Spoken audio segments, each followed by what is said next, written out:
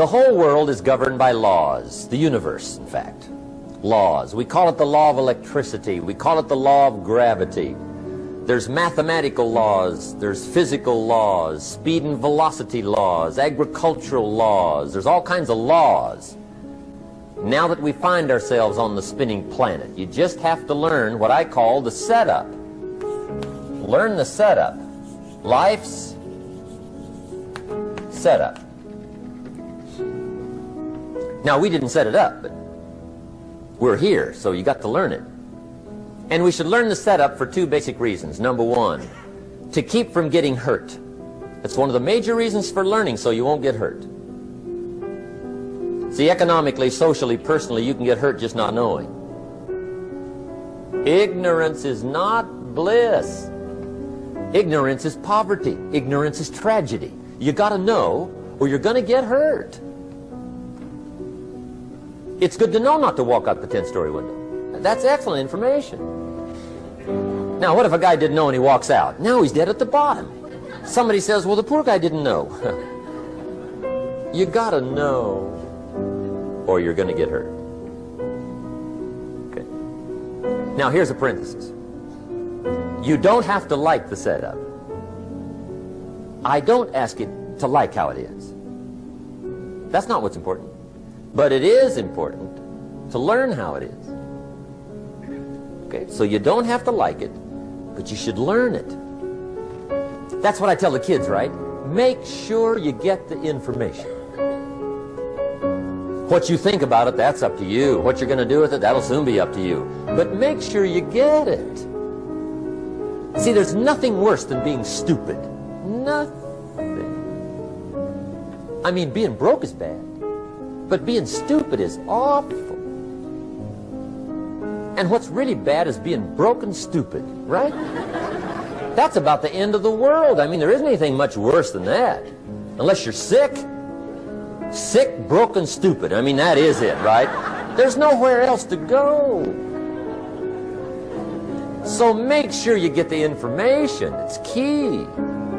You don't have to like it, but learn it.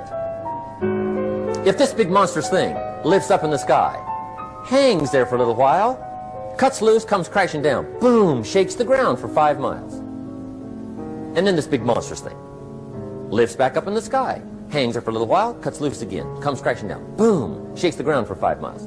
It just keeps doing it, this big monstrous thing, lifting up and then crashing down, boom. Now, you might come along one day and say, that's got to be a stupid arrangement, which is okay. You're entitled to your opinion. But the first thing you should learn to do is get out from under it, right? That's number one. You might have a great moral argument. You might want to shake your finger at the sky, but do it from over there, right? So you don't get smashed. It's called your basic smart. So number one, learn so you won't get hurt. Whether you like it or not, learn. Now here's the second reason for learning, the setup, to benefit. It's called the plus of life. And that's what life is, right? Both minus and plus. The minus is tragedy, heartache, misery, failure, unhappiness. But life is also happiness, prosperity, good feelings. So here's the key. Learn to get on the good side of the way things work.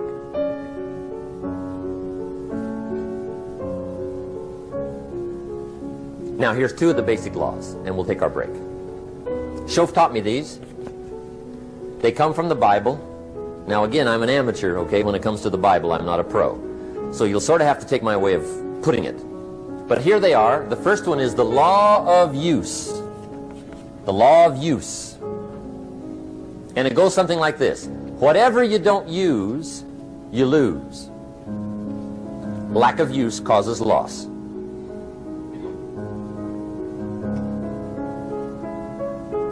On this planet, maybe not the next one, but on this one, if you tie your arm to your body, leave it there long enough, you'll never use it again. It's over for the arm. Now, it may not be over, but it's over for the arm. The only way to keep the use of this arm is what? Keep using it. If you quit, you lose automatically. They don't bring it up for a vote. You lose automatically when you quit. Now, the same thing that goes for your arm goes for your brain, mentality. The same thing goes for all the human virtues. Ambition, unused, declines. Strong feelings, unused, diminish. It doesn't grow, it diminishes. Faith, unused, decreases. It's a law. Vitality, unused, diminishes. Energy, unused, decreases. The guy says, well, I'm going to save up my energy. You can't do that. That's like trying to save today, put it on the end of the year. See, you can't do that. They'll come take you away. If you don't use today, what? It's lost. The guy says, well, I'll work twice as hard tomorrow to make up for it. See, that's foolish. You could have done that anyway. Today unused is lost. A talent unused is lost. An ability unused is lost. So here's one of the key expressions of the evening. Take a new inventory of yourself. Starting tomorrow, new project. Take a new inventory. And make sure that all of your talent and ability and mentality and ingenuity and vitality and strong feelings, faith, courage, make sure that all you've got's being used. Otherwise, you lose. Now, one of the best illustrations of the law of use is a Bible story called the Parable of the Talents. The talent story. Interesting story if you haven't read it in a while. Just review it. It's a good story. An ancient story. It says there was a master with 3 servants. He got them together one day and he said to the 3, I've got these talents. And in those ancient days, a talent was a measure of gold. And he said to the 3 servants, take these talents and see what you can do with them while I'm gone. He said, I'm taking a journey and I'll be gone for a while. When I come back, we'll get together, go over the book, see how you did. He said, here's 5 of these talents for you. 5. Here's 2 of them for you. 2. And here's 1 for you. 1. The master said, take those talents, see what you can do with them. When I come back, we'll get together, we'll go over it all. The servant said, okay. Master takes off. According to the ancient story, the master comes back from his trip. When he gets back, he gets the 3 servants together, and as he said he would, he asks, how did it go with those talents? You were 5. What happened? That servant said, well, I took the 5 talents you gave me and I put them to work. A little shaky at first, but he said things finally got rolling. And he said, I poured it on. And he said, my talents grew to 7, 8, 9, 10. He said, I doubled my talents from 5 to 10. Books will show. Master said, one heck of a job. Or something like that. He said, I gave you 2 talents. What happened? That servant said, about the same thing happened to me. I put those 2 talents to work, poured it on. They grew to 3 and then to 4. He said, I doubled my talents from 2 to 4. Books will show. Master said, well done. He said, I gave you 1 talent. What happened? That servant said, well, I took the talents you gave me and I carefully wrapped it and I dug a hole and buried it. And camouflaged it, I suppose, right, so nobody would steal it. And he said, fortunately, nobody got it. And he said, I knew you were going to be here today, so I dug it up. Here it is, safely wrapped. I did not lose it while you were gone. According to the ancient story, the master said, take that talent away from him and give it to the man that's got 10. Now you might say, well, I don't like that arrangement. The poor guy's only got 1 talent. He's already got 10. It ought to be more even. Remember, I didn't ask you to like it. But this one I would ask you to learn, because it simply means whatever you do not employ, you forfeit. It's a law. So learn well the law of use. Now here's the second one, and we're going to take our break. Second law. from the Bible. This one we've heard since we were small, I'm sure. It's called the law of sowing and reaping. In fact, we probably heard it so often we could quote it. It says, whatever you sow, what? You shall reap. Fairly blunt, hopefully clear. Here's my first suggestion on the law of sowing and reaping. Don't try to beat it. You might as well try sitting on the sun in the morning. Keep it from coming up. You'll have better luck.